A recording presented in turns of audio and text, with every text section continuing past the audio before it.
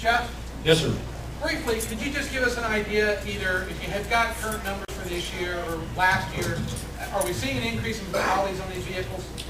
Yes, and Jay, I know you'd, in your email, you'd asked for that. I asked for it as well and didn't get it, unfortunately. So I don't have those statistics. I can certainly share with you my personal experience, and we're seeing significant increases.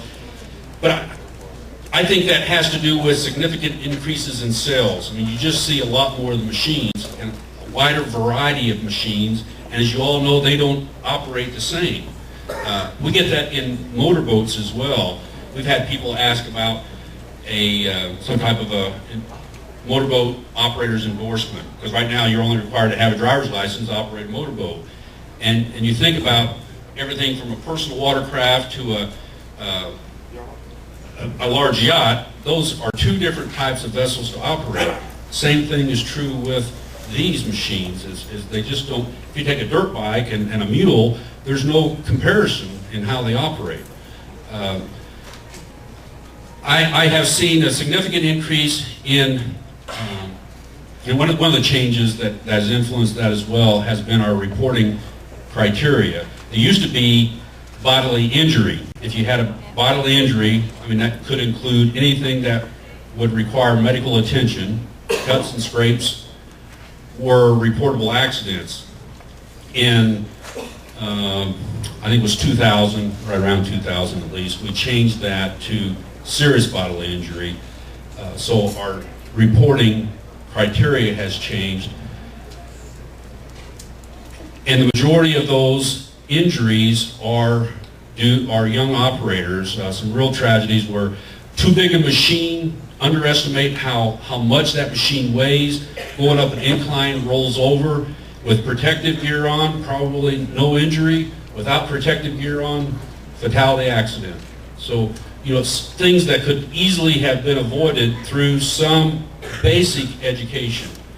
One of that being making sure the machine fits the person operating it. Small-bodied young people, for example, just aren't able to get that heavy piece of machine off of them. It's just a rollover, but they're out in the back 40 with no one around, and it ends up being a fatality.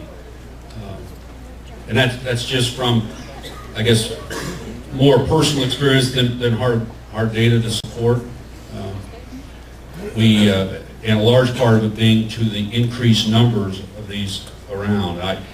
And a lot of them, again, situations where mom and dad buy Jimmy or Sally one to operate, and they know they're not supposed to be on Farmer Jones's property, so there's a little bit of that trying to get on and off without being detected, and other things that can cause more reckless operation of that machine.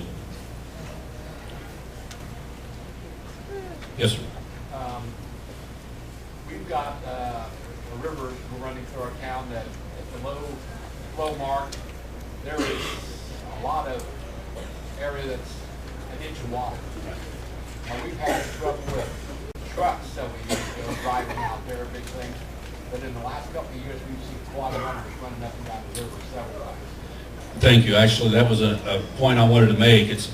These are prohibited from being operated in flowing streams, primarily because of the damage they can cause to the stream bed and fisheries habitat in that stream. Late summer, August, September, when most of our smaller streams are low pool, makes for an attractive corridor for people to operate. Two things wrong with that. One is the majority of those streams are still private property.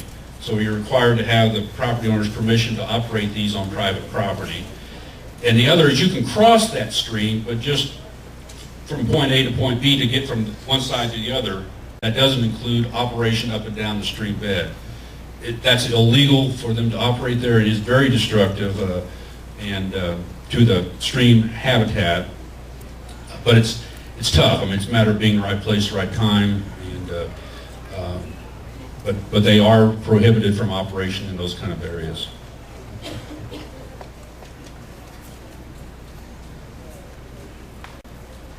Does that cover the 6 vehicles that are amphibious? Yes, sir. It does. Yeah,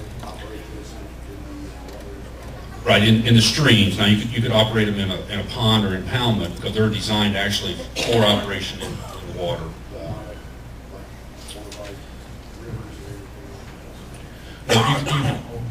Right, on the stream bed, if you were a White River operating an amphibious vehicle up and down the river, you know, we've got one that comes out to Eagle Creek occasionally that's the cars. I don't know if, I can't remember who made that. They're made well, this was an actual car that runs, yeah.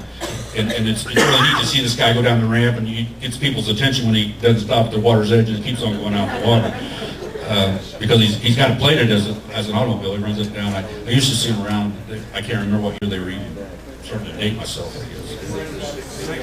Same thing applies to the amphibious craft. If they're operating in the water, yeah, it's fine. And they're designed for that operation. Right. And it's a destructive to the habitat, really, is what it's trying to address. Yes, sir. I'm seeing more and more of the aftermarket second seats being mounted on ATVs. I've been told both ways, legal or not legal. What we rely on is the manufacturer's recommendation. So if the manufacturer of that machine allows for that type of seating configuration, then it's legal. If not, it's illegal and certainly unsafe. You know, if the manufacturer says no, then we normally recommend against it. And certainly from a liability exposure, you put yourself at greater risk. I'll stick around for a little bit afterward.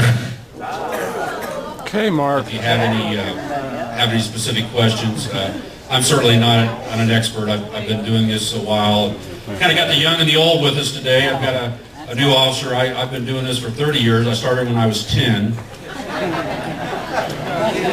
And Officer Jet Quillen is a probationary officer doing some field training with me. He's on the other end of the career ladder, so but we'll stick around.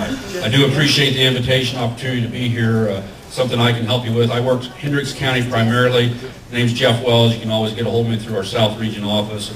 And I don't have all the questions, but if not, I'll certainly direct you, or excuse me, all the answers, but I'll certainly direct you to someone who can help if I can. So, thank you.